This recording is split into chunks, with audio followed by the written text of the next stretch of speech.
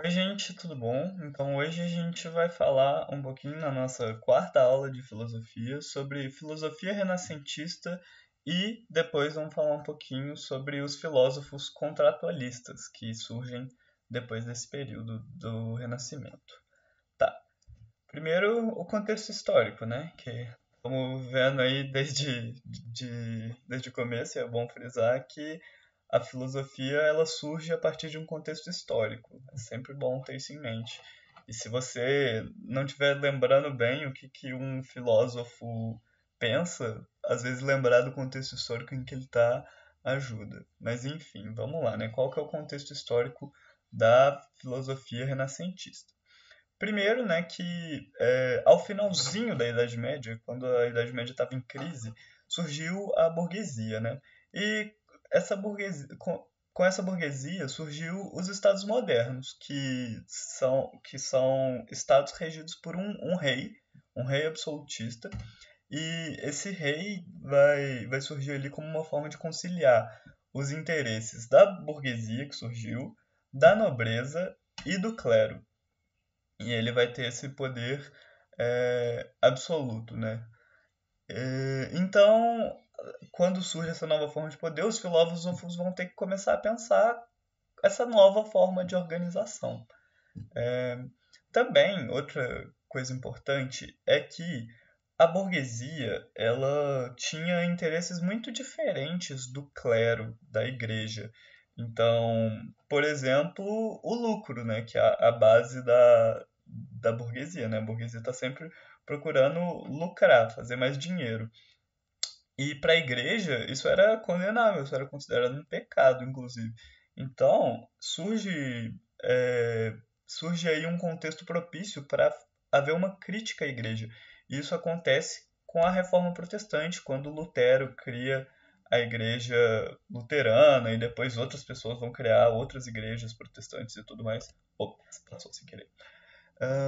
E por fim, a Revolução Científica, né, que algumas figuras, como o Galileu aqui, o Copérnico, que vai falar ali que a Terra não é o centro do universo, que na verdade o centro do universo é o Sol e que a Terra gira em torno do Sol, e isso vai ser duramente criticado pela Igreja. Mas o importante aqui é que o mundo deixa de ser um lugar que você só observa para ser um lugar que você pode interferir, que você pode tentar prever o que acontece nesse mundo, né? Que você interage com ele, não só fica olhando e vendo o que acontece. Isso é bem importante porque antes, né, o mundo era visto como uma criação divina, de Deus. Então você não pode querer interferir, intervir numa criação divina, né? Bem, então a partir disso, né, vai surgir o humanismo no Renascimento, que é uma valorização da figura do ser humano enquanto indivíduo, enquanto espécie também. E esse humanismo ele vai propor a ideia de um ser humano que é independente e não é determinado por Deus ou pelo Estado ou pela igreja. Ele é livre e pode fazer o que ele quiser com a vida dele. E isso tem uma forte influência da burguesia, né, que está ali adquirindo um espaço para fazer o que ela quiser, independente da igreja e do Estado. E um exemplo disso na arte renascentista são as pinturas de mulheres burguesas. Geralmente elas eram esposas, né, de burgueses ricos, por exemplo, é o caso da Mona Lisa, dessa moça aqui que eu esqueci o nome, mas as duas foram pintadas por Leonardo da Vinci, se não me engano. E tem isso, né? Essa valorização do indivíduo que antes não existia tanto. Então, nessa filosofia de valorização do ser humano e do indivíduo, existem alguns filósofos que são importantes. Por exemplo, o Pico della Mirandola, nome esquisito, né? É, e ele vai dizer que o ser humano é o único animal que não é determinado pelo nascimento. Porque os animais, tipo, eles têm o instinto deles e eles seguem esse instinto. Eles não têm alternativa de não seguir o instinto deles. Já o ser humano, ele não tem um instinto que determina ele. Ele não tem uma natureza própria, ele que escolhe. O próprio ser humano que fala, pô, eu vou ser assim, eu vou fazer isso. Ou então, não, eu não quero fazer isso, eu vou fazer aquilo. Entendem? E isso torna o Pico della Mirandola um dos grandes representantes do humanismo, né? Porque ele vai mostrar essa ideia de que o ser humano se autodetermina, né? Se constrói. Também temos o Montaigne, que é um filósofo muito legal. Eu recomendo, se vocês quiserem ler os ensaios dele, são os únicos livros dele. São 4 livros chamados Os Ensaios. É bem legal porque ele faz filosofia falando sobre si, ele não fica se debruçando sobre temas clássicos da filosofia, sobre filósofos clássicos, ele fica falando sobre si. Só que a forma que ele fala sobre si, ele acaba falando sobre os outros seres humanos, porque ele fala de problemas que são, de certa forma, universais para os seres humanos, ou pelo menos para os seres humanos nobres europeus enfim, essa classe da qual ele pertencia. Ele vai falar que filosofar é aprender a morrer. É uma frase interessante dele. E o que que ela significa, né? Aprender a morrer é entender a nossa miséria, a nossa mediocridade mesmo, como seres humanos, que a gente pode a qualquer momento morrer e que a gente tem muitas falhas e tudo mais. E para ele, quando você entende esses limites do ser humano, você pode alcançar a felicidade. Então, é uma outra faceta do humanismo, né? Que ele vai pensar o ser humano, vai pensar quem é esse ser humano e também vai dizer que o ser humano é responsável por construir a própria felicidade. A gente, como ser humano, que sabemos o que é bom pra gente e quais são as normas que a gente deve seguir. E isso não está pronto, não existe uma instituição que vai te dizer o que é certo ou errado. Enfim. Bem, agora a gente vai falar sobre a filosofia política. Por quê? Porque a política, até a Idade Média, né, como a gente viu, era muito controlada pela igreja e, tipo assim, o poder não era muito centralizado entre os feudos. Então, tipo assim, o poder se fazia na força da espada mesmo e pela igreja, principalmente pela igreja, né, que era a instituição mais forte. Mas agora o poder tá centralizado em torno de um rei, de um estado.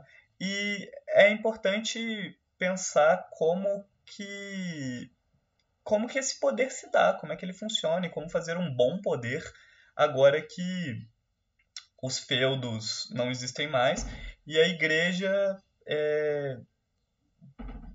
na verdade, os feudos existem, mas tipo assim, eles não são. Eles são submissos ao rei, né? Os feudos têm que fazer o que o rei mandar.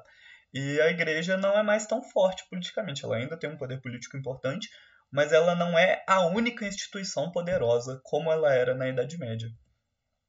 E primeiro, né, a gente vai ver os utopistas. O que acontece aqui nos utopistas? Eles vão manter aquela ideia que a gente vem vendo desde a Grécia Antiga de uma política que vise um bem maior, um bem comum, assim, um valor moral pré-estabelecido que deve ser seguido a qualquer custo. Então, por exemplo, né, vou dar um exemplo para ficar menos abstrato. Para Aristóteles, a política ela segue a natureza social do homem. Então, o homem ele não consegue fugir de interagir socialmente e por isso ele tem que interagir e para interagir bem ele tem que visar o bem comum, o bem de todos, né? E é assim que se governa para Aristóteles, sempre visando o bem de todos. Para Platão, você tem que pensar sempre a razão, né? Você tem que ter um governo racional, um governo de filósofos, que sempre tenha a razão como bem último. E tudo que for feito fora da razão está errado. Para os filósofos cristãos, tem que governar sendo um bom cristão, tem que ser virtuoso, tem que ser piedoso e essas questões que a igreja pregava, né?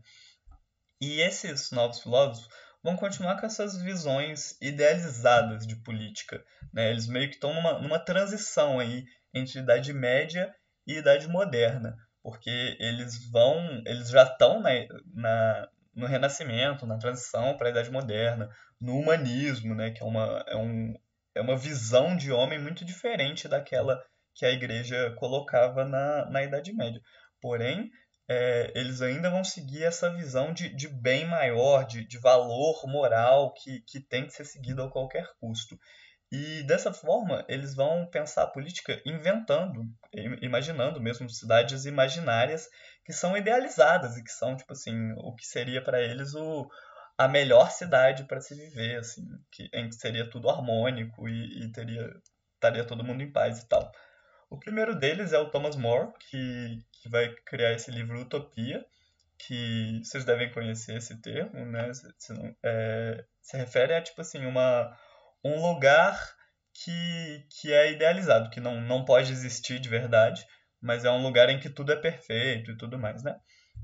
Ele vai imaginar e para ele, né, essa cidade perfeita, para ele só precisava que as pessoas seguissem a razão, simples assim, a razão humana, e seguisse as leis da natureza. Então, para ele era bem simples assim. E nessa cidade, o que aconteceria? Todas as pessoas seriam iguais e não haveria status social e nem dinheiro, porque para ele essa era a fonte de todos os males. E aí mostra que ele tem uma visão bem próxima bem próxima da igreja, né? Porque ele ainda está nessa transição, tanto que o Thomas More ele era um católico muito fervoroso, inclusive. Então, tipo assim, ele tem os valores muito próximos dos valores cristãos. E ele vai colocar ali que o dinheiro é algo ruim, como eu já disse, né, a igreja era contra o lucro da burguesia. Então, e também que o status é ruim, porque você tem que ser humilde e tal, e essas coisas. E assim, uma questão é que é muito irreal, né, pensar nessa cidade perfeita, em que tudo acontece harmonicamente, todo mundo é igual e tal, mas é interessante que ao pensar uma sociedade ideal, ele tá pensando nos problemas da sociedade dele, porque ele tá pensando, pô, essa sociedade tem esses problemas, né, de miséria, fome, intolerância religiosa e tal, tipo assim, como é que seria uma sociedade em que eles não existem, né? É, é, inter- é o que é mais interessante pensar nessas cidades, né? O Francis Bacon também vai pensar uma cidade e aqui, diferente do More, ele não tem uma visão tão religiosa, mas ele tem uma visão muito científica e que, inclusive, se assemelha muito à de Platão. Por quê? Porque para ele, a cidade ideal, ela vai ser governada por cientistas. E isso reflete a crença dele de que, de que a ciência e a razão são as únicas que podem beneficiar o conhecimento humano, e o resto é tudo conhecimento falso, né? Conhecimento sensível, do mundo sensível das opiniões e tal. Então ele tem esse diálogo um pouco com Platão, apesar de ele ser um empirista. Então, ele a, a filosofia dele ela se assemelha mais com a de Aristóteles, a filosofia, a metafísica, né, a epistemologia dele, como é que ele pensa a ciência, se assemelha mais de Aristóteles. Mas nessa questão política de os cientistas, ou no caso de Platão, os filósofos governarem, é muito próxima da de Platão. É importante ter isso em mente, viu? Que ele se aproxima de Platão na política, mas no pensamento da ciência, ele é mais distante de Platão, assim, tem uma influência, mas nem tanto. E a gente vai ver melhor a ciência dele na próxima aula, na aula 5. Então podem ficar tranquilos, viu? Mas por enquanto é só ter em mente que ele se assemelha de Platão na política e na ciência ele não se aproxima tanto assim. Tá. Agora a gente vai passar. Agora a gente deixa os utopistas de lado para ir para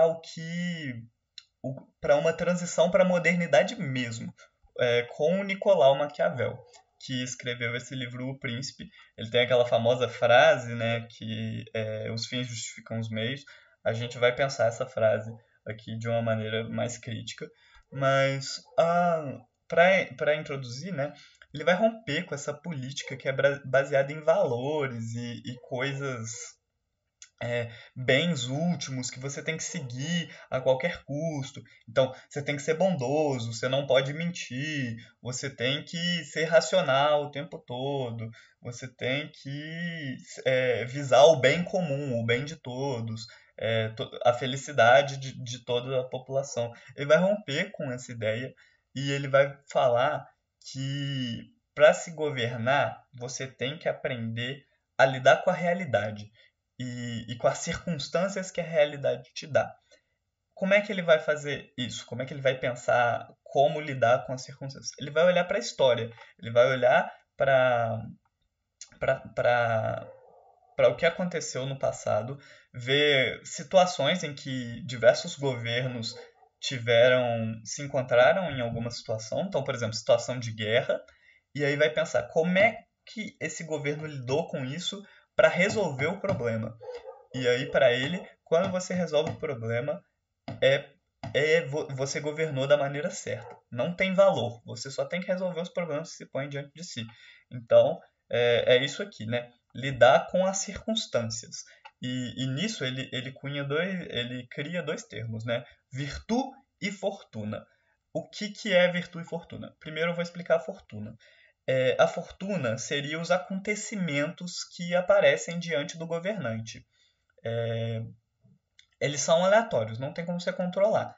Pode acontecer um monte de coisa. Pode você estar governando do nada e aparecer uma peste que está matando todo mundo. Você vai ter que pensar como é que você vai lidar com isso. Você pode estar governando e alguém declara guerra contra você. Você vai ter que pensar como é que lida com isso. E como você lida com isso seria a virtude, que são as habilidades que você usa para lidar com a fortuna. E para ele, cada fortuna, né, cada situação precisa de uma virtude diferente, porque não dá para você lidar com tudo sempre do mesmo jeito. Cada caso precisa de uma solução diferente, entendeu? Essa que é a filosofia do Maquiavel. Você não pode ser rígido e pensar que você vai resolver tudo com bondade, ou tudo com maldade, ou tudo com razão, assim, com pensamento lógico. Você tem que se adaptar à circunstância do meio. E, e aí que vem a crítica assim, a essa ideia de os fins justificam os meios. Né? Porque essa frase leva a gente a pensar que o Maquiavel é um cara meio malvado, né? Um cara que não tem moral, que acha que você pode fazer qualquer coisa desde que para alcançar o seu fim. E assim, um pouco talvez seja isso mesmo, mas a ideia principal do Maquiavel, que eu gostaria que vocês tivessem em mente, é que ele pensa que para uma circunstância específica, não para chegar a um objetivo, a um fim, você tem um meio adequado para isso. Você precisa de um meio que seja bom para isso. Você não pode usar sempre o mesmo meio para chegar a diferentes fins, entendeu? Cada fim tem um meio. E é basicamente isso a filosofia dele, e para ele isso que vai ajudar os governantes a governarem, né? Outra questão é que ele diz que é importante separar os valores pessoais, que seriam a moral privada, né, a sua moral como pessoa mesmo, do que dos públicos, dos valores públicos, que é a moral pública, né? Que é como você se mostra para as outras pessoas e como você lida com as situações do Estado e do governo, porque nessas situações você tem que pensar no governo como um todo. Você não pode pensar em você só, você não pode pensar só nos seus princípios. Você tem que pensar o que vai ajudar o governo a sobreviver. Porque, por exemplo, suponhamos que eu sou uma pessoa bondosa. Então acontece que está tendo uma guerra, vão me atacar, vão atacar o meu governo. Mas eu sou bondoso, eu não quero atacar os outros para me defender, porque isso é ruim, de alguma forma. Mas para Maquiavel, você não pode fazer isso, porque se você não se defender, o seu governo vai ser atacado, né? E a sua cidade, a sua, a sua nação vai ser atacada, e aí o poder vai acabar e as pessoas vão acabar, né? Aquela nação vai acabar sofrendo com isso. Então você não pode agir de acordo com essa sua moral pessoal. Você tem que fazer o que é necessário para a sua nação ter o melhor desfecho possível. É isso a filosofia de Nicolau Maquiavel. Agora, finalmente chegamos nos contratualistas. O que acontece, né? Eu falei para vocês, né, que surge um novo Estado, o Estado moderno, e que ele se organiza em torno da figura de um rei. E, bem, os contratualistas eles vão tentar legitimar esse poder do Estado moderno, do Estado dos reis, do poder dos reis, e definir como é que eles vão se legitimar, como é que esses governos vão se tornar legítimos e poder e ter a confiança da população, como é que a população vai deixar que eles governem, que imponham suas vontades sobre essa população e até onde a população pode deixar isso acontecer também, né? Porque agora, né, a legitimação do poder do Estado ela não pode se dar só pela religião. A religião ainda é importante, então todos os reis sempre vão estar ali se articulando com a religião para legitimar o seu poder, principalmente para a população leiga, para os camponeses e para o povo, que são a quem a religião é mais apelativa, mas nesse contexto, né? Nesse contexto dos reis absolutistas, mas isso não é a religião não é mais suficiente para convencer a nobreza e a burguesia tanto assim, principalmente a burguesia. Então, eles vão pensar como é que vai se legitimar esse poder para além da religião. E eles vão fazer isso a partir de um contrato, o contrato social. Todos esses filósofos falam de um contrato social, que seria, tipo assim, um acordo. E é um acordo, tipo assim, imaginário. Tipo assim, não é que realmente as pessoas chegaram lá e apertaram as mãos ou assinaram um contrato.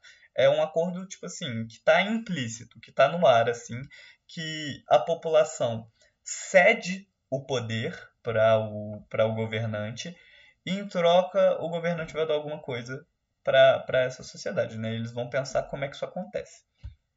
O primeiro deles é o Thomas Hobbes. Ele vai ser o primeiro filósofo contratualista e ele vai pensar como legitimar o poder dos reis absolutistas, né? Porque são reis que têm um poder absoluto ali, que tomam algumas medidas de matar a população, de matar as pessoas que se opõem a esse governo. Então, ele vai pensar como é que eu vou explicar para as pessoas o porquê que o rei pode fazer isso, né? E ele vai falar isso a partir do estado de natureza. Isso também é algo que todos os filósofos contratualistas têm em comum, eles falam de um estado de natureza, que é o estado antes do ser humano começar a conviver em sociedade, né? E ele vai falar que esse estado de natureza, para o Hobbes, né, é um estado de anarquia, que as pessoas são perigosas e tem muitos conflitos entre si e acabam matando umas às outras, né? Daí que surge a frase o homem é o lobo do próprio homem, que essa frase é de Hobbes, e é isso que ele quer dizer com essa frase, né? E aí o que vai acontecer para o Hobbes? O o povo, né, a população vai estar cansada de todo mundo se matar nesse caos e tudo mais do estado de natureza e vai ceder a autonomia para o rei em troca da segurança de não ter mais esse estado de natureza em que as pessoas podem se matar e tudo mais.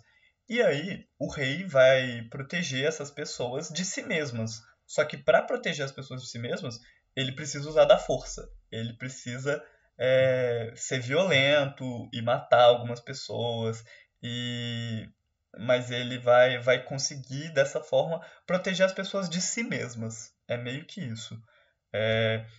E é por isso que o poder do rei é absoluto. Ninguém pode tirar o poder do rei, porque ele está protegendo as pessoas de si mesmas. Então, se tirar o poder dele, vira caos absoluto.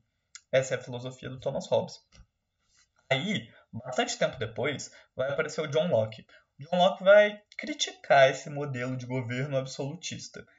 Ele tá ali, ele é um precursor do iluminismo, e a gente vai ver o iluminismo na aula que vem, mas basicamente o iluminismo criticou esse governo absolutista, e eles são. Os iluministas são todos burgueses, né? O John Locke não é exceção. Ele era um burguês que criticava esse poder absoluto do rei como um nobre, né?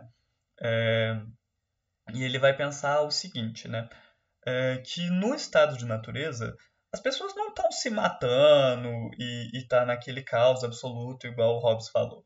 Na verdade, essas pessoas estão vivendo de boa, assim, estão vivendo de acordo com o que ele chama de direitos naturais, que é meio que como se a gente já nascesse respeitando esses direitos, que são direito à propriedade privada, né, de ter alguma coisa que é sua e que os outros não podem pegar, direito à sua própria vida, e direito a ser livre, a fazer o que você quiser. Né? Igual a gente viu no humanismo, né? Porque agora a visão de ser humano é que ele pode fazer o que ele quiser. Então, o ser humano no estado de natureza ele tem esses direitos. Porém, o que acontece? Ele não tem uma organização política. Então, para julgar essas pessoas. Então, quando, por exemplo, um indivíduo briga com outro por causa dos direitos, por exemplo, suponhamos que eu roube a comida de alguém. Eu estou ferindo o direito dela à propriedade privada. E essa pessoa vai ter que reagir, vai ter que defender o direito dela, vai me julgar de alguma forma. Só que ela vai estar fazendo a justiça com as próprias mãos delas. E se ela fizer isso, aí ela vai estar ferindo o meu direito à vida ou à liberdade, porque, né? E aí eu vou querer defender o meu direito para ela também. E aí isso vai gerar um caos, porque vai ficar todo mundo brigando por causa dos seus direitos e tal. E aí nisso os indivíduos vão criar todos juntos um Estado que vai julgar esses desrespeitos aos direitos naturais e vai organizar a sociedade de forma que os direitos naturais sejam respeitados e que quando eles forem desrespeitados, vai ter alguém ali do Estado para poder julgar isso de forma imparcial e de forma que seja o melhor desfecho para todo mundo e que não fique aquela vingança e tudo mais. Bem, basicamente é isso. O John Locke ele vai ser um dos precursores para a nossa república, né? Para o sistema político como a gente entende hoje. Uma das primeiras pessoas a pensar o sistema político que a gente entende hoje e que depois vai ser aprofundado pelos iluministas que a gente vai ver a aula que vem. E ele fala também que se o governante desrespeita os direitos naturais, ele pode ser deposto. Então é diferente do Hobbes, que fala que sob nenhuma hipótese o governante pode ser deposto, porque isso geraria caos. Aqui não. Se o governante desrespeitar os direitos naturais, ele pode ser deposto. Por quê? Porque ele foi colocado ali justamente para defender os direitos naturais. Então, se ele não respeitar, ele não está fazendo a função dele, e aí ele pode ser deposto.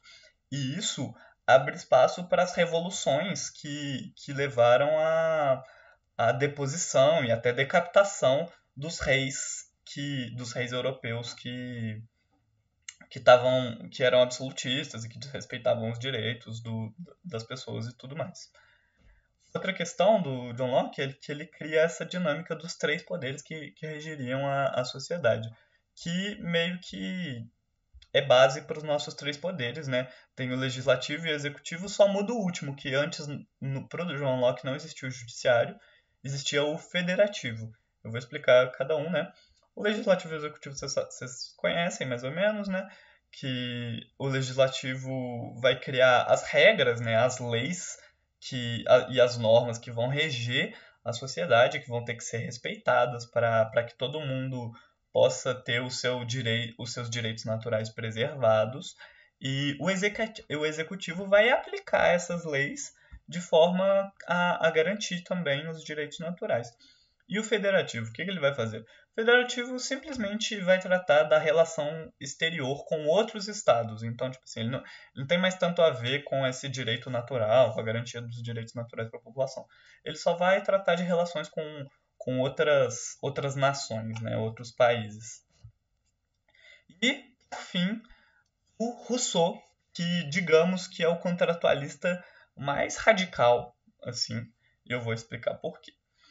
Para ele, o ser humano no estado de natureza, ele segue os instintos naturais. E por isso ele não segue uma noção de certo e errado, não tem certo e errado, não tem caos, não tem direito natural, ele só tá fazendo ali as coisas dele e tentando fazer como que fala? Realizar as necessidades naturais dele, de comer, de dormir, enfim, essas necessidades naturais mesmo de qualquer animal. Nesse estado, as pessoas não vão ficar buscando por mais do que elas precisam. Elas vão comer só o que elas precisam. Elas vão ocupar um espaço só necessário para elas sobreviverem bem e tal. E por isso ele fala que o estado de natureza é um estado positivo, que o ideal era que o ser humano estivesse no estado de natureza. Porque nesse estado ninguém incomoda ninguém. E tá todo mundo lá só satisfazendo suas próprias necessidades. Nesse sentido, né, o ser humano nesse estado ele não é ruim, ele não tem nenhum tipo de corrupção, nenhum tipo de conflito uns com os outros. Que cria essa ideia do bom selvagem, né? Só que não é bem um bom selvagem. Esse termo é muito usado para falar do Rousseau, bom selvagem. Só que não é bem isso, assim, não é bem bom selvagem. É só que não tem. Não é que existe um valor moral de bem que o ser humano segue, que nem no cristianismo, assim, que o ser humano estivesse sendo bom ali, segundo uma visão cristã de bem. Não é isso, é só que ele tá vivendo a vida dele, fazendo as coisas dele sem fazer mal pra ninguém, entendeu? E mas aí, o que que acontece? O ser humano, ele acaba se juntando em sociedade e para que que ele faz isso? Porque ele quer para produzir coisas que ele não poderia produzir sozinho. Então, por exemplo, construir uma casa. É muito difícil construir uma casa sozinho. Então, se você se reúne em sociedade, várias pessoas fazem isso juntas, fica mais fácil. Ou então, serviços, né? É muito difícil de eu fazer tudo que eu preciso na minha vida sozinho. Então, tipo assim, eu ser o meu próprio médico, meu próprio professor, meu próprio agricultor e tudo mais. Então, juntando em sociedade, cada um divide essas funções e fica mais fácil, né, de sobreviver, de viver bem a vida. Só que o problema é que com o tempo as pessoas mais influentes ali vão acumular bens e vão criar a propriedade privada, né, que vai juntar ali, vai falar, isso aqui é meu, ninguém pode pegar mais. E, e aí vai criar as pessoas ricas, né? Vai criar as pessoas ricas e as pessoas pobres. As pessoas ricas que têm propriedade privada, muita propriedade privada, e as pessoas pobres que não têm muita coisa. E isso vai gerar uma tensão.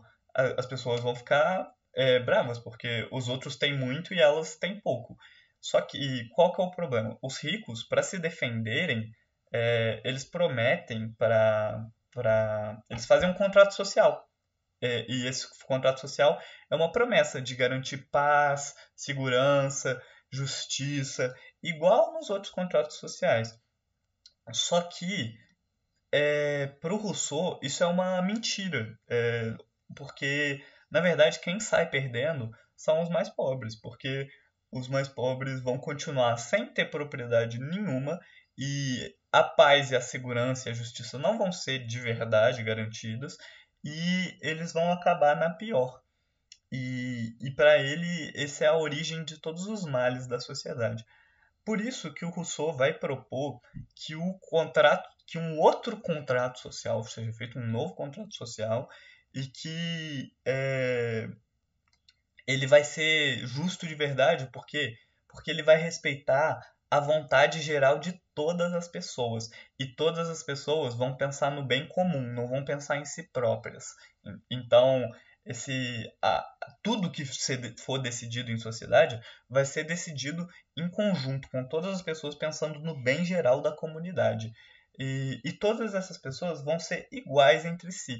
Então, não vai ter mais propriedade privada, vai abolir completamente a propriedade privada, porque ela gera problema e gera mal. E, é necessário que todos sejam iguais, sem ninguém ter mais propriedade que o outro. Para aí todo mundo pensar no bem comum, e todo mundo se ver como igual e querer ajudar e respeitar os direitos dos seus iguais, para que todo mundo tenha as suas vontades e necessidades ali satisfeitas. Bem, então era isso a aula de hoje. Eu espero que tenha sido produtiva. Qualquer dúvida, tenha monitoria e também podem me chamar no WhatsApp, qualquer coisa. É André Ladeiro, meu WhatsApp aí no grupo do Rosa. E é isso. Obrigado, gente. Até o mês que vem.